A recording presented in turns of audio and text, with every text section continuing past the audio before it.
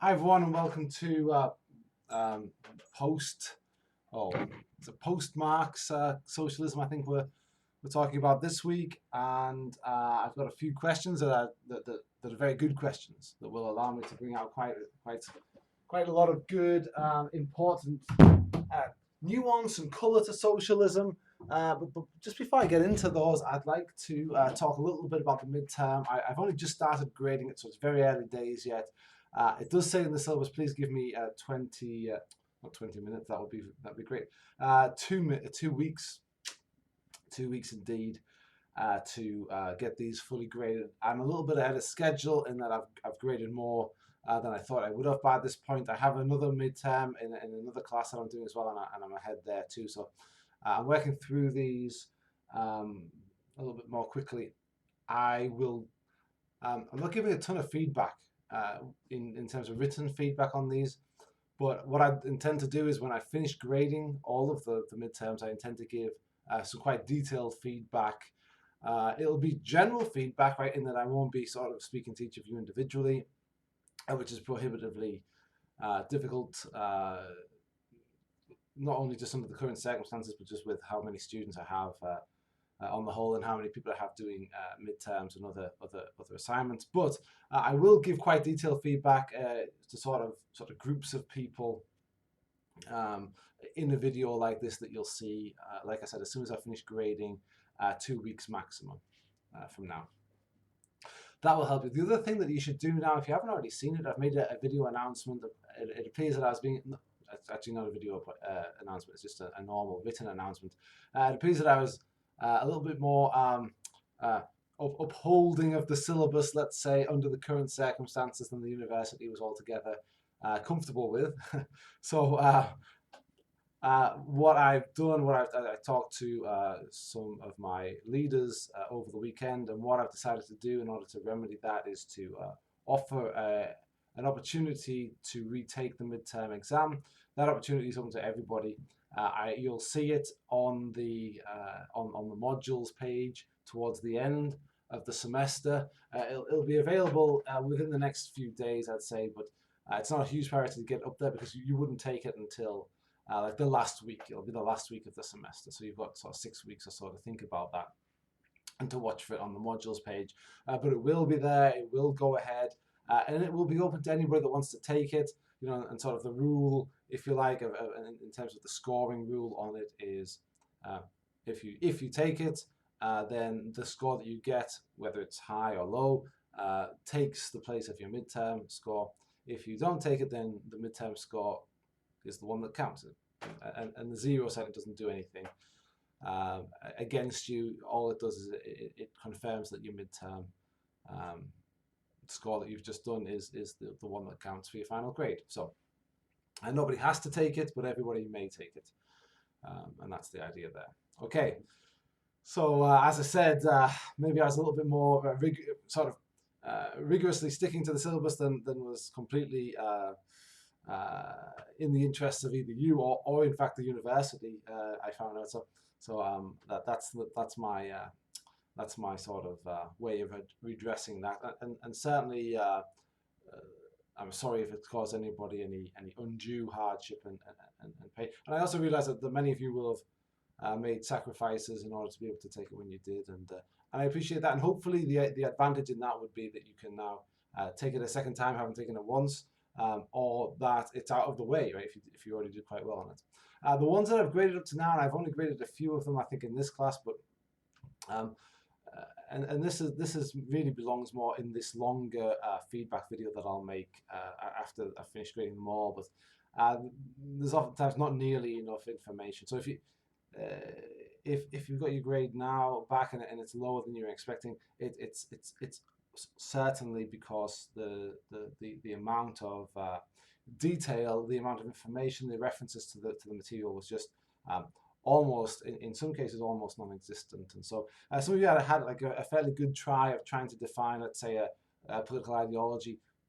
It's like some sort of a strange challenge where you challenge yourself to be able to describe a political ideology without ever reading anything in the class, which it's not going to be as good, and the score reflects that. And so That's a little bit of feedback, I guess, for those of you who have graded up to now. And that certainly is in keeping with sort of the lower scores in these sorts of exams that I've been doing now for a little while. Anyway, enough of that. Let's go on now to the questions of the sort of the socialism after Marx. Most of the chapter you'll see is about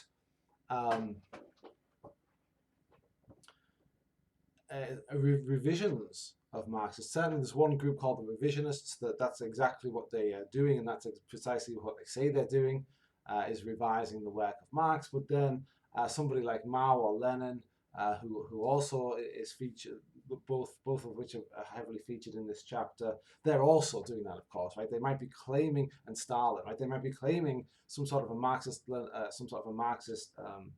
orthodoxy, but in reality, right, they Ball and the other writers of this textbook are sort of pointing out some of the differences, right, between Mao and Marx, or between Lenin and Marx, and so that's a big part of what we're doing this week, what we're looking at in the reading this week.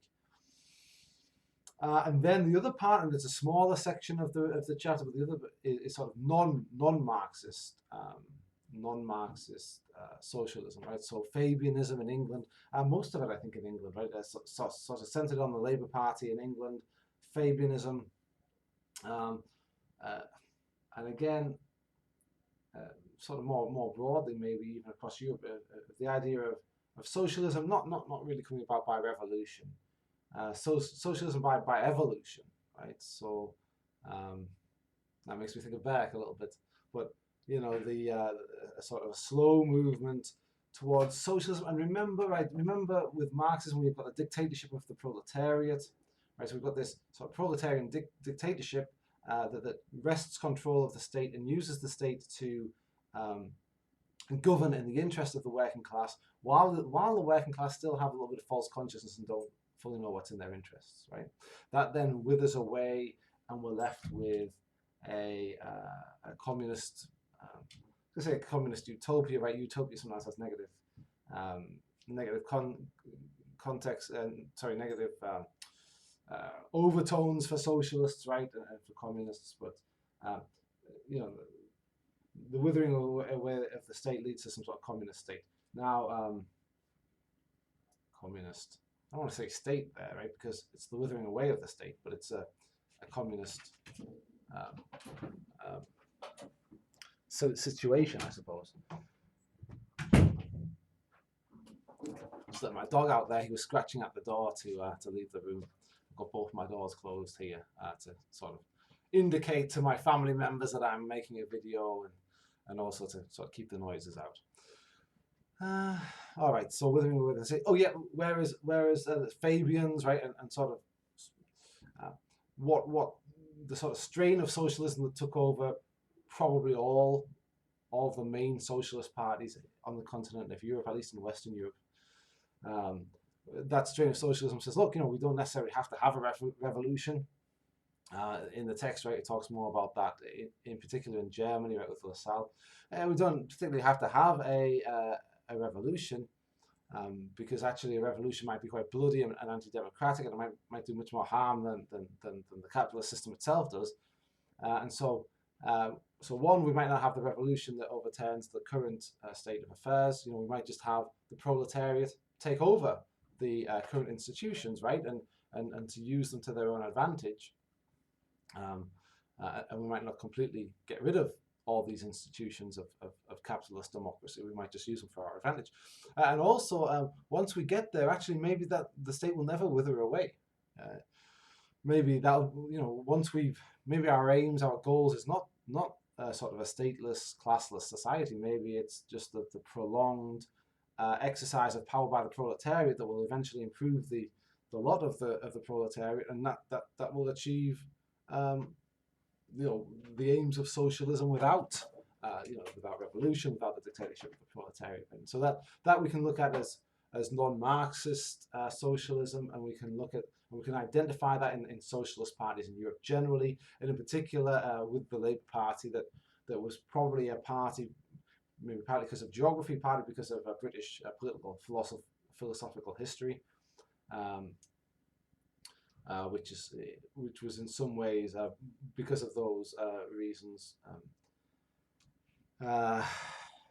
insulated. That's the word I was trying to find. Insulated from Marxism, from Marxist ideas.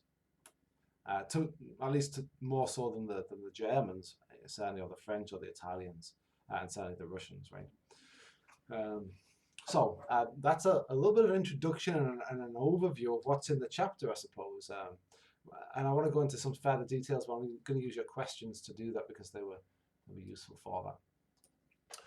So the first question that I'm going to discuss here is, how did communism evolve in Russia? How did it change in different eras, such as during the Russian Revolution, to the Soviet Union under Stalin, to current day under Putin? And that is certainly a story that you get in the chapter, right? And so I'm going to try and avoid just repeating everything in the chapter, but I will give a bit of a sort of a skeleton answer to that. And I'll start with Marx. I'll probably try and go through different people. I'll start with Marx by saying that, Marx sees socialist revolution happening in advanced capitalist societies. Russia in 1917 or any time before 1917 certainly, and even sometime after 1917, was not an advanced capitalist country, right?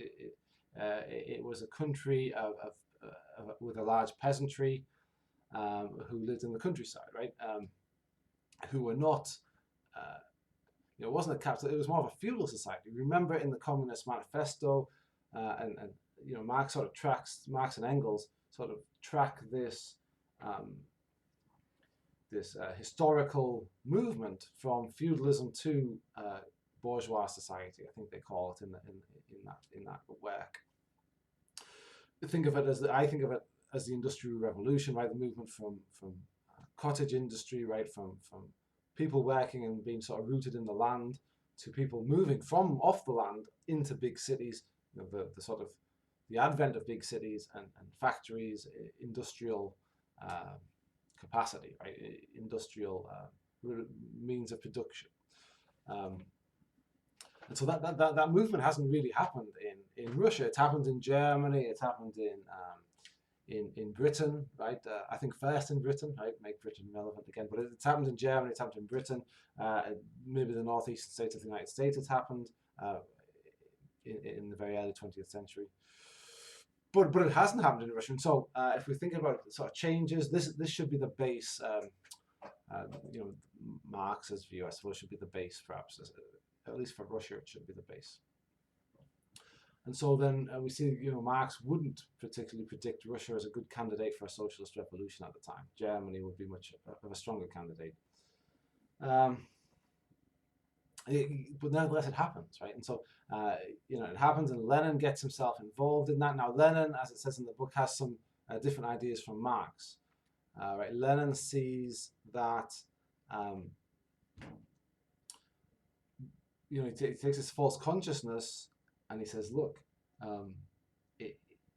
this revolution isn't going to spontaneously break out, that the proletariat isn't going to become immiserated and suddenly realize on their own that they have nothing to lose but their chains. Actually, we need some sort of a vanguard party that is going to educate them, right? That's going to make them realize and wake them up and make them realize that they're slaves with nothing to lose but their chains, and to invigorate them and to co-opt them and enlist them in this fight against capitalism, right? So that's already a little bit of a break from Marx there, right? It's already a little bit of an evolution in socialism in the Russian context, and it sort of makes sense in the Russian context based on what we said about what Marx thinks, right? About the peasantry, right? If you look at them, they're deeply religious, they're superstitious as well.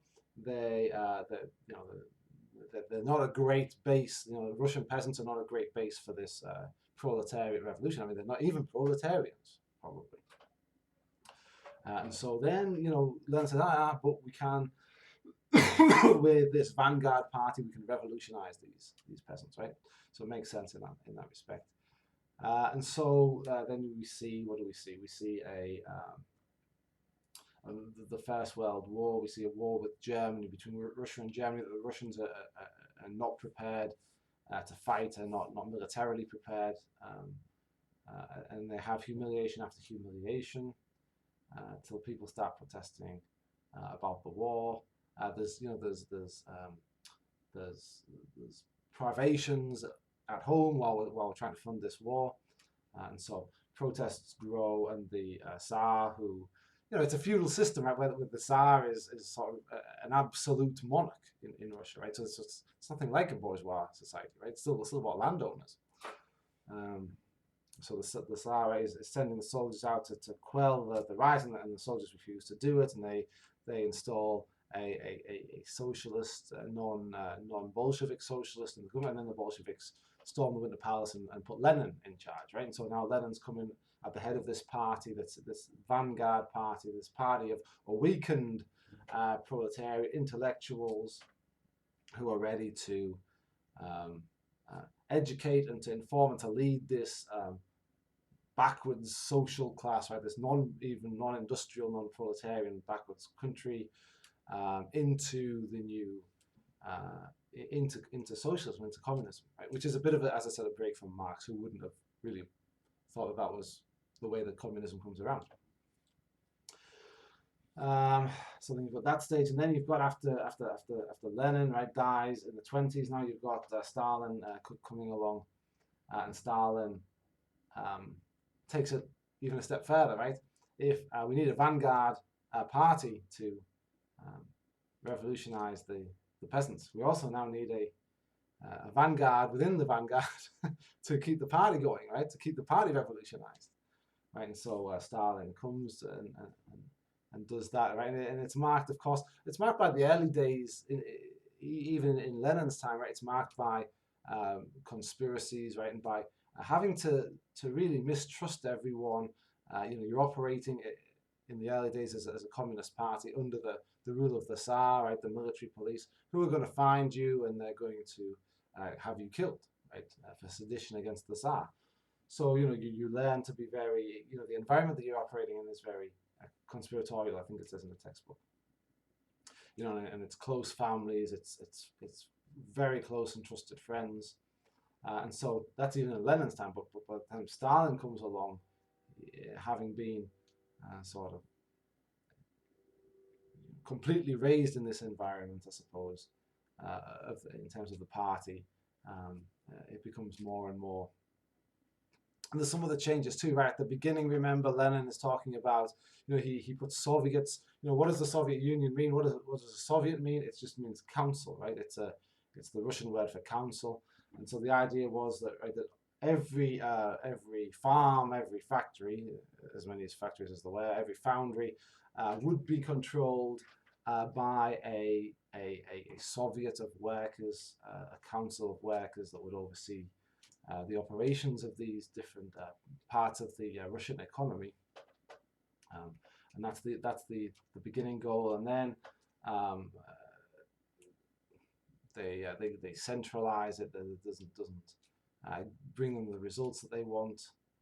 When Stalin comes along, and I'm hopping a little bit backwards and forwards, but hop forward now a little bit to Stalin. Right? When Stalin comes along, one of the sort of fun things, I guess, we read about him in the early days are his intellectual pursuits. Right, is that I guess he's not rated much as a theorist and as a philosopher. Lenin was much more so. Certainly Marx is.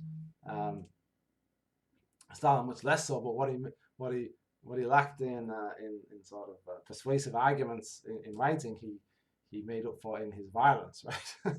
So that if you didn't agree with his version of Marxist-Leninism, and I think it implies in the text, right, that he didn't really understand it. He didn't really care to understand Marxist-Leninism at all. He would put forward his own sort of policy, his own ideas, and then he would say that this is Marxist-Leninism, and if anybody disagreed with him, he'd just have them killed, right? That's a very powerful method, I suppose, right? A powerful method of convincing people that you're right.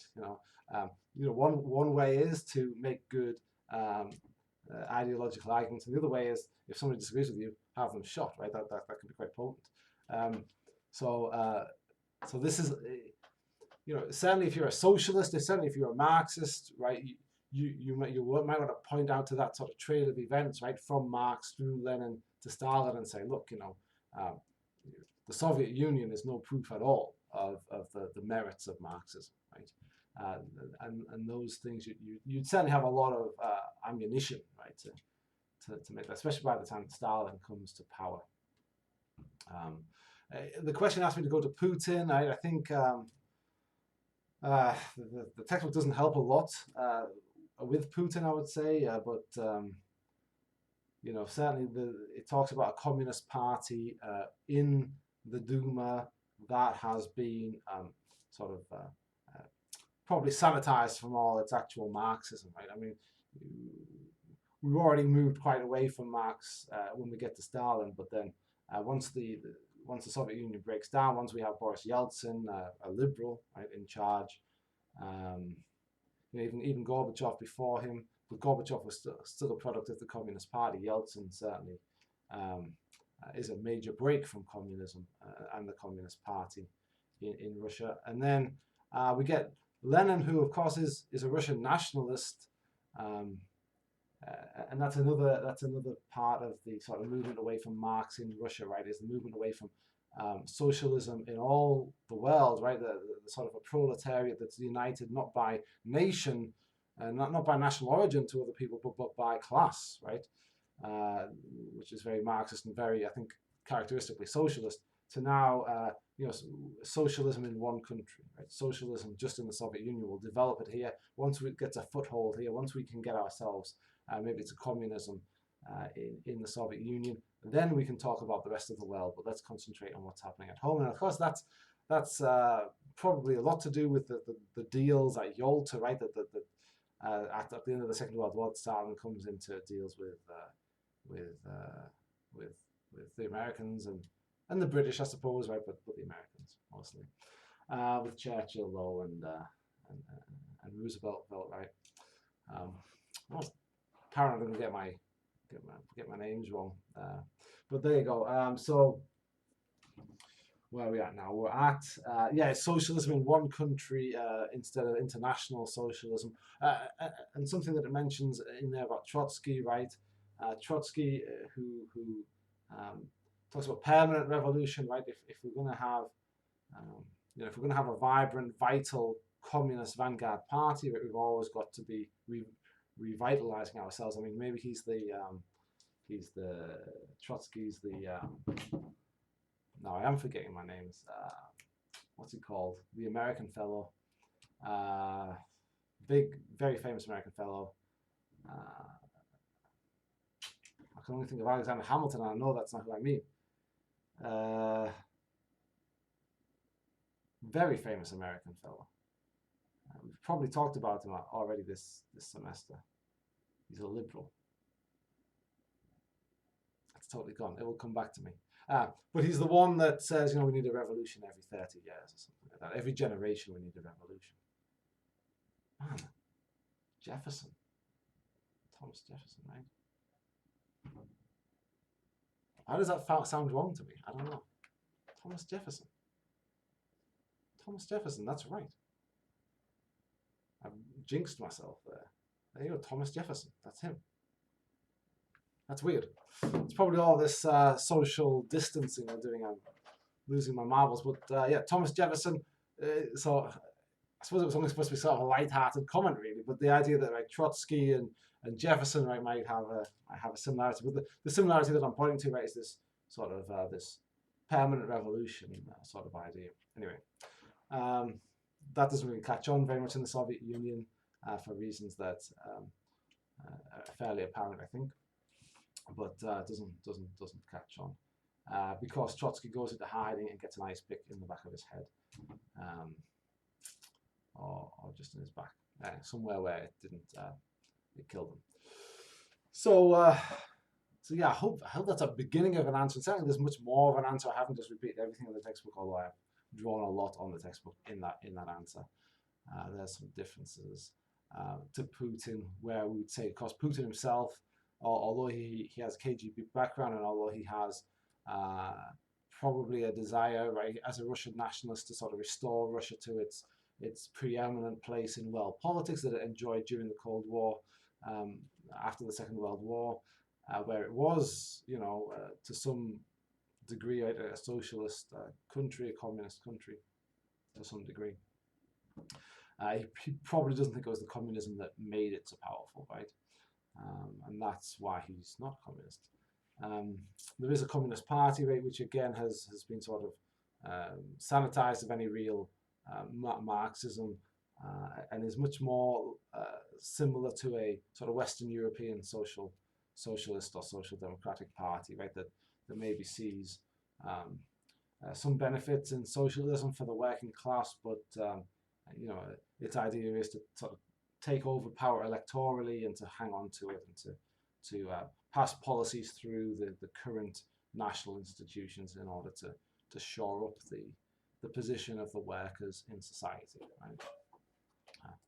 Which of course is something that probably Putin himself would say that he's doing, right? But anyway.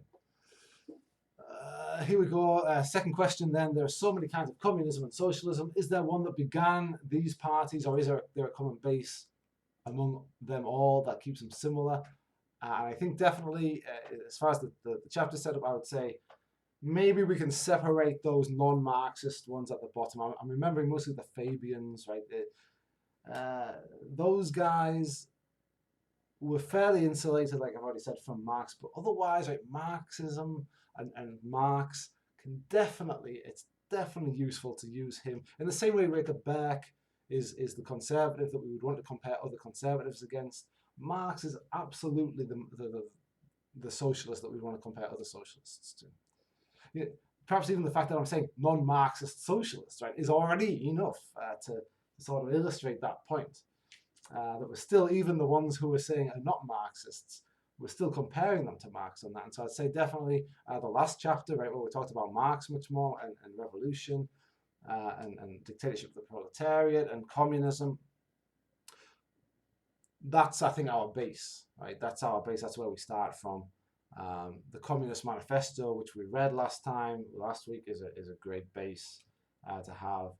The work of Marx is definitely the beginning. And then I suppose the work of Marx, but then somebody like Lenin who's interpreting Marx, anybody that's Marxism is certainly performs this role that you're asking about here. Although I would differentiate here in the question, I'd say I think the answer that I just gave you is the common base. Right? The common base is Marxism, and that's any changes, any differences with Marx. It's differences with Marx that create the different kinds of socialism, right? And I think that's sort of Marx is the standard that we use to judge the other branches of socialism. But in terms of the beginning of it, it might not be the beginning of it, right? The beginning of it might be long before Marx, right? It might be with with Thomas More, right? That was the idea last week, right? Was that Thomas More is sort of a lot of the sentiments, a lot of the ideas about equality and about sort of private property that are important to socialism, that are already present in this utopia, this novel by More. So, which is obviously much earlier than Marx, 300 years or 200 years earlier than Marx. So, so yeah, in terms of the beginning, Marx maybe didn't begin it, but I think he's certainly the common base. Next, how does Chinese communism compare to that of Soviet communism, and how did the Chinese Communist Party survive when the Soviet Union did not? Is a great question, which again is, I think, there's an even better answer than the one I'm about to give you in the textbook. But I will comment a little bit and discuss this because it's a good question, and it allows me to sort of draw on the textbook, which is what I want you guys to do in the exams. The textbook talks about Maoism. It talks about Mao changing Marxism in a few important ways. One of the important ways that it does is it sort of transforms, and it owes something to Lenin in this, right? But it transforms sort of a class struggle between the bourgeoisie and the proletariat, right, which we're familiar with from the Communist Manifesto that we read last week. And so it transforms that struggle to a struggle between, like, let me see if I can describe this in a slightly different way.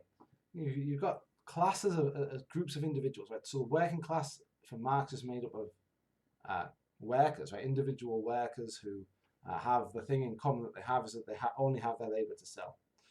So for Mao, then, he sort of sees that and takes something similar to that, but instead of having like people, like working people, as the sort of the subunits that make up the working class, he has countries, right? So you have sort of working class countries and sort of proletariat countries and bourgeoisie countries, right? Which Lenin sort of already has as well. So Mao might be just taking that from Lenin, but for Mao, like maybe the whole of China, right? China's it's an oppressed country, right? In the same way that the working class is an oppressed class.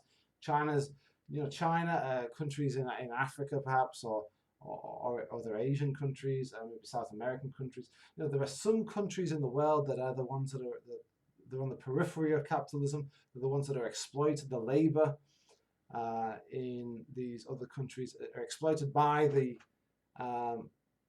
bourgeoisie in Britain, right? The bourgeoisie in Britain is exploiting probably Chinese workers and also Indian workers, and the French. It talks about in the chapter, right? The French have colonized North Africa and are exploiting North African workers, and what becomes even more interesting, I think, here is then we look at the proletariat in Britain, whose life is getting better, right? They're in this. This is not Mao now, but there's this idea of a working class consciousness. I think this is Lenin has this, right? Which is why I guess I'm saying that Mao is drawing a lot from Lenin. But there's this working class, this trade union consciousness, where workers in Britain, they join, and in Germany and probably in the United States, they're joining unions. They're taking on the bourgeoisie, and their lives are improving. They're getting better working conditions. They're getting higher wages. They're able to live their lives better. But the reason that they're getting all of this, the reason that the bourgeoisie in Britain's able to give their workers, the proletariat, these sort of handouts, is that they're exploiting the Indian workers, who are not getting anything like the working conditions and the pay that the British workers are getting, right? And so this, I think, is Lenin, right? But it passes on down to Mao, and Mao has this idea now of sort of China as a working class country, right? In a world divided between working class countries and bourgeois countries. So that's one sort of distinction and one development that Mao makes and that China makes sort of alternatively. Because remember, and this is all a movement away from Marx, who is an internationalist. Right? He's not a nationalist. He doesn't want to differentiate between countries at all. He wants to differentiate between classes only. And so then to sort of combine that is a little bit of an adulteration of Marx, which is obviously fair enough, but that's what they're doing. So I've talked a little bit about Maoism there in China, right? Mao wants to also sort of humiliate the intellectuals there. This division between communists, right, idealistically pure communists who subscribe to the Marxist-Leninist Leninism as understood by Mao and as sort of developed by Mao. You've got the ideological purists there, and you've also got the experts who know economics and they know engineering and that sort of thing. And Mao thinks that the pendulum, this is, I think, taken directly from the textbook, the pendulum has swung more towards the experts, and he wants all the way back to ideological purists. And so that's maybe another facet, another mark of Chinese communism. Although when I'm saying it, I'm also thinking of Stalin, right, who's maybe doing something similar, right, but in Russia. But maybe there's some qualitative differences there that I'm overlooking. China is definitely more known for it. So there's some distinctions there. Of course, in the 80s, in 1980 or 79-80, China moved away from its centrally planned communist system. So this is another sort of part of your question, right? So how did the Chinese Communist Party survive when the Soviet Union did not? And that's actually quite a canny question, right? A savvy question, right? Because the communists, of course, the Chinese Communist Party has survived, whereas the Communist Party of the Soviet Union didn't really survive, not nearly as well, right? And it's not that the communist system survived in China, right? The economic system in China now is decidedly, and it was back in 1980, right?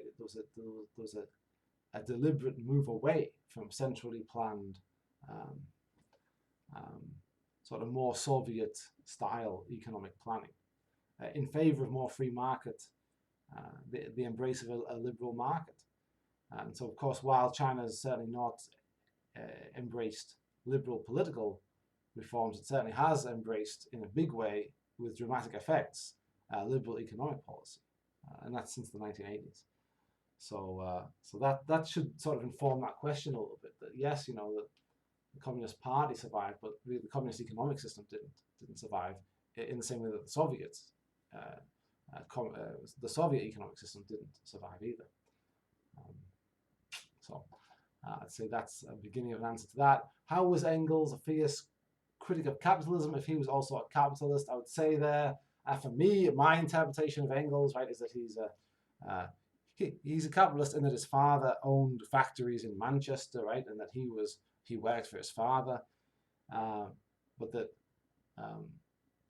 maybe from some sort of sense of guilt or some sort of sense of rebellion against his father, or his time with Marx, right, where they had a very close relationship and a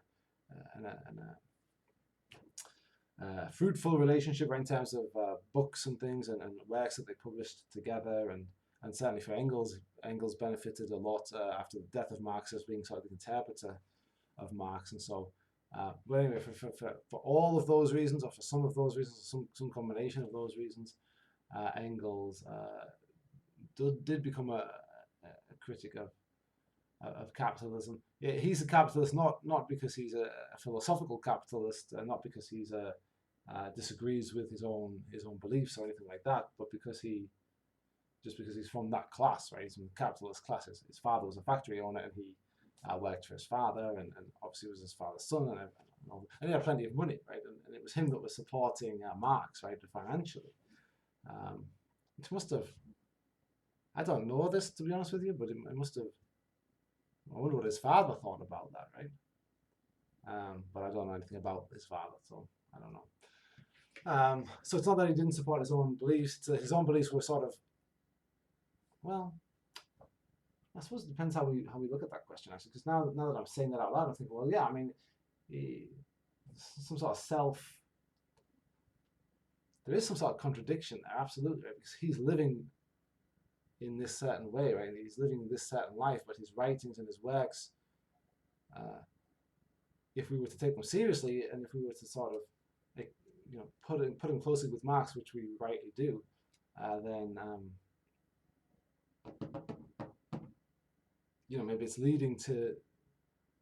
leading against his own material interests, maybe, right? So that is I suppose in that way, yeah. I guess I agree with you in that way.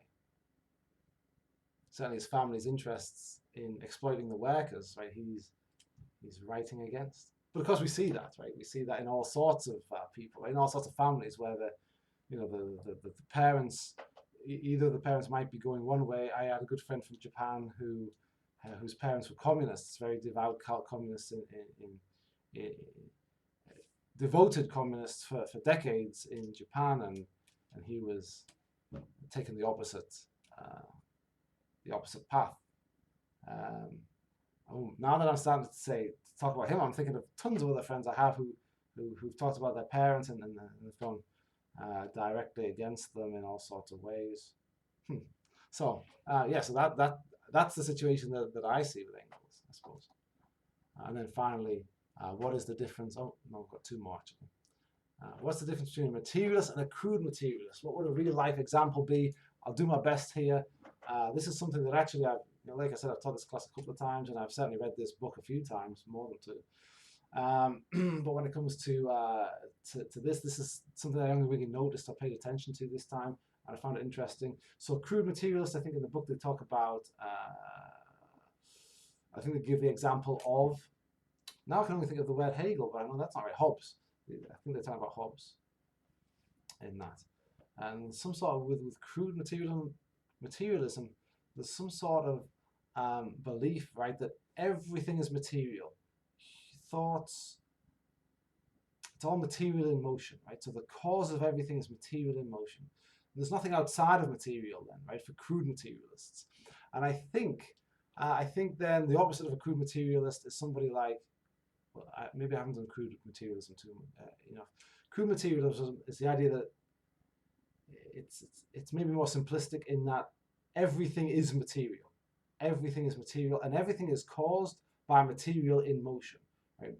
Moving material causes other material to move, and so everything, including your thoughts, are material. And that's sort of a crude version of it, right? A very simplistic version of it, where I think of it as crude in the sense that if you have to give an account of what you believe, that's a very easy thing to remember, right? Because everything is the same thing, right? Everything is material, and everything works in the same way. So I don't have to be very nuanced, right? When I try to explain it to you, and you say, "Hey, Dr. Powell, what's your view on the world?"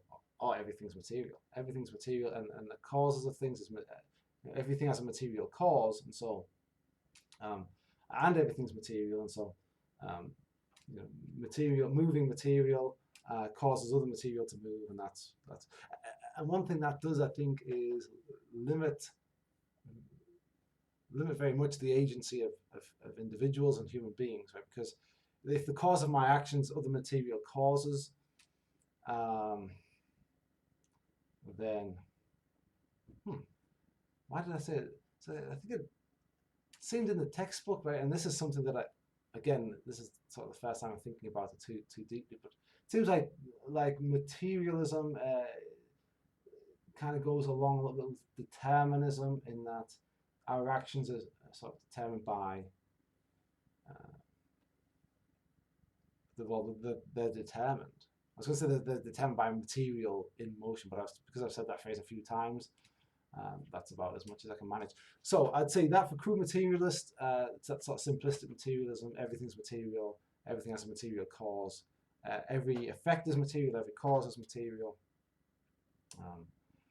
And everything I do or think or say is material and has as its cause other material, right, in motion. Anyway, a materialist, more generally, right, and maybe more in a more nuanced way, is a good example of that is Marx himself, right, who is definitely a materialist, right, but he does have this superstructure which is dependent on material causes, right, and he has a specific interest not in just any objects as being material, but in particular relationships as being material, economic relationships, the material relations of production, which we talked about in class.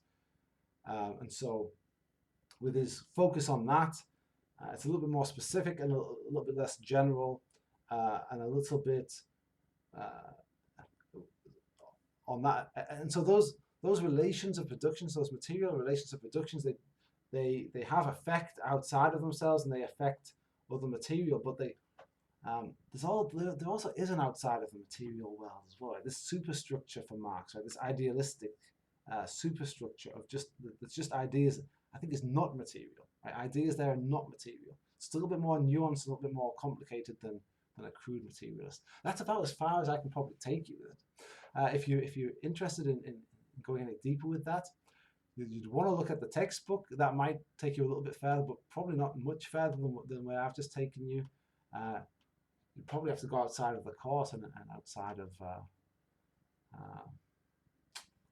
any materials that I could really direct you to on that one. But I fancy to go at it because, like I said, this was the first time I really came across this distinction between. If you'd have asked me before I just read then the textbook, what's materialism? I'd have talked about material relations to productions. I'd have talked about Marx. I'd have talked about Hegel, like I did in class.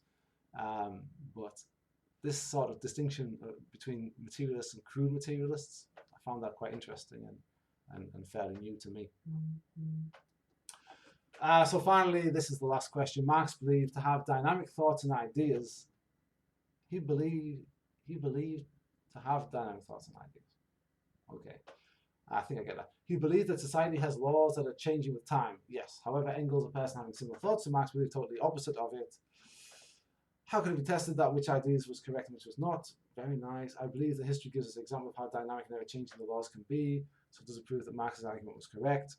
To you, it might do. I mean, that's it sounds like you are taking a position on that, and that's a Marxist position, right? Engels, I sort of picked up, I think, here on the totally the opposite of it, because I think for me it's useful to think of Engels as trying to sort of fix Marxism and trying to stabilize Marxism. And to say that like a fixed, stable Marxism is the complete opposite of Marxism, I can understand why you would want to say that, and I'll talk about that a little bit, about why that might be the case, right? That it's the total opposite. But I ultimately come to the conclusion that it's not. It's not the opposite of Marxism. It's maybe a slight inconsistency with Marx, but I think every thinker that we've mentioned in this video and everyone that's mentioned in the reading, to some degree is altering, is manipulating or modifying Marx. And of course, that's what probably should happen in a political ideology, is that, especially as time goes, well, we're still talking about the same thing here, right? But I think the basis of this is that Marx was very open to criticism and to self-criticism, and that he would revise his theory as new evidence came to light. And in that sense, we sort of have this idea of science, right? When we talked at the beginning of the semester, what's the difference between science and political ideology, right? And Marx wants there to be very little difference between them. Right? He thinks that he's being scientific, and one of the things that he thinks of as being scientific is this. Hey, we adjust our theory to new empirical evidence that comes along. And so you see Marx himself going back and refining his own theories based on new evidence. What I think the textbook accuses Engels of, or the way it characterizes Engels, is somebody who actually wants to speak for Marx, who wants to interpret Marx's ideas. He's not having great ideas himself, but he's a great writer. And so he's able to put Marx's ideas into words, but almost in order to have something to defend or something to represent, something to put into words, he has to in that moment fix it, because if it's always changing and open to change, that becomes very difficult to write under those circumstances, right? It becomes very difficult to represent something that's changing sort of rapidly over time. And so then if laws, if Marx is gone and Marx is dead, right? Marx himself is no longer updating his philosophies. Other people are, right? Like Lenin and like Mao, that we've already mentioned in this video, and certainly like Lassalle as well, like Rosa Luxemburg, like all the people that are mentioned in the textbook. But Engels, he's different from those guys in that he was there with Marx, and he's identified closely to Marx, and so he wants to somehow stay true to that. His identity as a scholar and as a writer and as a political figure, as any kind of figure, is sort of bound up in Marx. And so as these other people may come along and want to modify and change the work of Marx, right, and say that, hey, laws are dynamic, situations are dynamic, Marx himself agreed with that, he stood for that, and so why shouldn't I, Lenin, develop Marx further? The more that Engels is in the opposite position, where he's already associated with sort of traditional or orthodox Marxism, with Marx himself as a person, and so as other people innovate Marx. He doesn't. To innovate Marx then makes him less relevant. Makes Engels less relevant. I think maybe that's how he saw it, at least. So I suppose that's how I see it. I see Engels as trying to fix and formulate and keep stable his influence as a Marxist, right? His influence as the chief Marxist, right? As maybe part of the part of the creation of Marxism, sort of against innovation and against reform. And so then he has to take this view that no, Marx found some eternal laws that are unchanging and that are valid today and tomorrow and the day afterwards, because that's where he gets his position from. And so then I don't see it as an opposite of Marxism. I see it as an attempt at preserving it, which while you attempt to preserve something, there's something vital that you lose, right? Something alive that you lose. It's like embalming a body, right? You know, it's not good embalming an alive body, right? Because, and of course, right, I'm thinking of Lenin right now in Moscow. You don't want to sort of make an alive body stiff and unmoving and unchanging, but you need sort of a dead body for that. Let's see, is that a helpful metaphor? I don't know, but yeah, just the idea that maybe Engels is the embalmer of Marxism, whereas Lenin or Mao or is more of a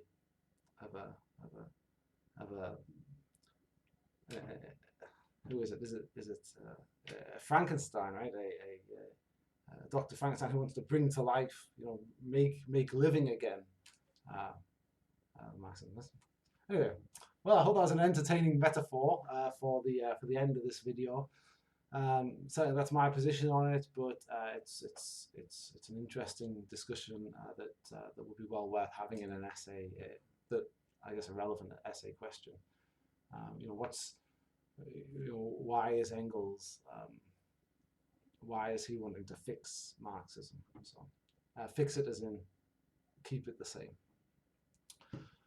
Okay, so hopefully this was at least somewhat interesting. It's quite a long video. It's gone to 52 minutes, which I think is longer than our in-person class. I will definitely look at your questions later on, the prospective questions, and I'll make another video later on in the week. It'll probably just be the 2 videos again this week. So I say goodbye for now.